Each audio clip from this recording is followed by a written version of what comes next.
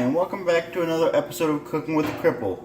Today we're going to be making sweet apples and onion flavored pork chops.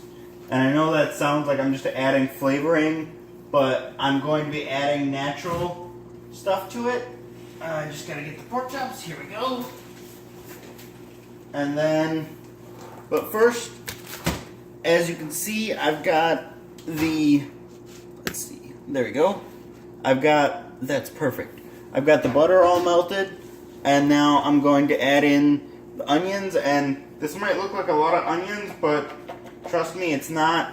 But we're gonna let this caramelize for a little while. Again, I really don't know time-wise, so my what is this thing called? My stove might take longer than yours, so I really don't want to give out like, oh, it'll take 20 minutes or 30 minutes or however long it'll take. It just, when it gets done, it's done. So I started this right now, and I'm going to come back and check on this, and you can probably see it. There's some apples diced up with it. That's to add some sweetness to it, but just come back to it every now and again just to stir it and see how we're doing. But you see how pale these are? We want these nice and brown and translucent. So I'll come back in about 10 minutes and check it out. So we'll see you then. Oh, by the way, you want to cook this on medium heat just so that it's not too cold, but it's not too hot at the same time. So I always cook everything I cook on medium heat unless I'm boiling something, in which case I'll turn it to high and then I'll boil it. And then once it reaches a boil, I will turn it down to medium heat or low depending on what I'm cooking. But yeah, you always want to stay a consistent cooking temperature when you're cooking stuff, so that way you can get to know your stove and your oven and all that stuff. Like the green bean casserole, I should have cooked it at 450 because my oven, this is going to sound funny to you, but my oven, it doesn't cook at a regular temperature. It cooks 50 degrees below it. So if I want to cook at 400, I got to boost it up to 450, then boost it back down to 400 so that it's right where it needs to be. But I've noticed that it doesn't go where it wants to go, where I want it to go. But yeah, always be consistent when you're cooking. But you see how this is starting to brown? We want these nice and caramelized before we add in the apples and whatnot to this. And I know I said I diced up some apples and put them in there, but that's not what we really want. We want whole apples, like quarter apples that are that big. Or hold on, perspective's off on mine. But you want the apples to be about that big, like a regular apple slice. There we go. That's the word I was looking for. Man, vocabulary is not my strong suit lately, but that's okay. But yeah, we'll let these get nice and caramelized, and then we'll hit you guys up later.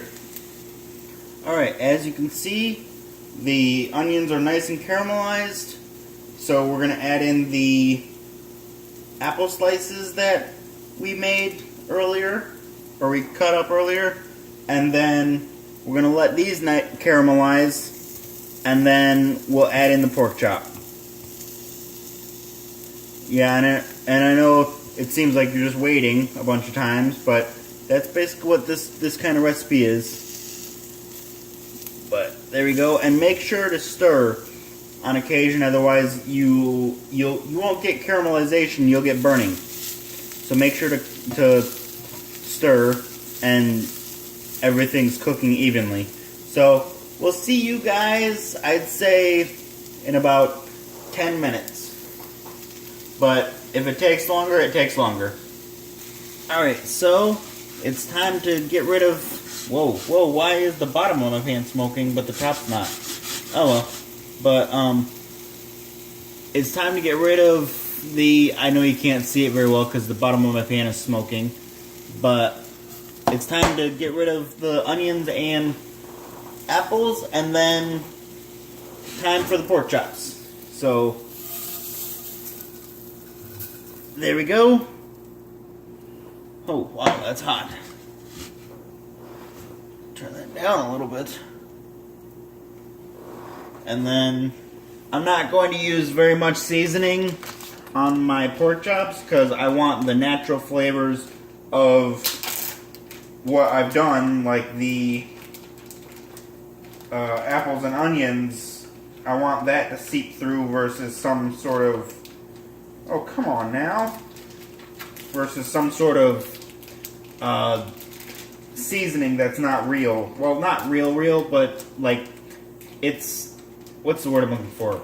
It's synthesized versus natural. That's the word I'm looking for, natural. But here we go. And then that'll take 2 to 3 minutes depending on your oven.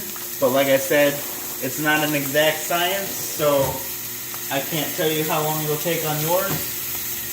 So 2 to 3 minutes on medium is how long it takes on mine. So I'll see you in that amount of time, and then I'll show you what we're going to do with the apples and onions. So we'll see you then. Alright, it's time. I already flipped it, but it's time to show you guys what my mother usually does for me. But we plated off to the side the apples and onions, and now it's time to just add those bad boys back in. And then we'll let that simmer and soak for, I don't know, a minute and a half. And we might even flip so that way, we'll flip it so that way it doesn't burn too much. And also, you get that nice onion sweetness to it. And also, with the apples in mind, it kind of tastes like apple cider. But we'll let that go for 3 minutes. So I'll see you guys in 3 minutes.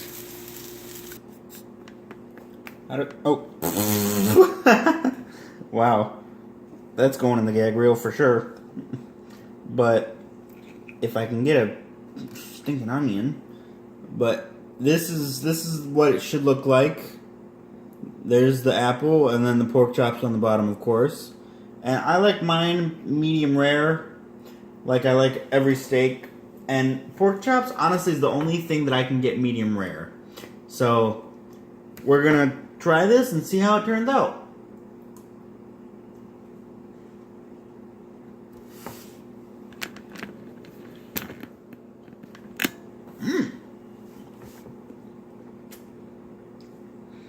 And yeah, I know the onions look burnt, but they're just caramelized. But they taste really good. I don't usually do over onioning stuff, but I knew that it wouldn't overpower the pork chops or anything like that. But that's really good. Anyways, this has been Cooking with the Cripple. I've been your host, the Cripple, and we will see you next time, where I will probably do either some sort of pork chop related thing, or, sorry, I've got a bug bite, but I'm going to be doing either some pork chop related recipe, or I'm going to be doing potatoes 3 ways. I will let you guys know tomorrow. So, this has been Cooking with the Cripple. I'm your host, the Cripple, and I will see you guys next time.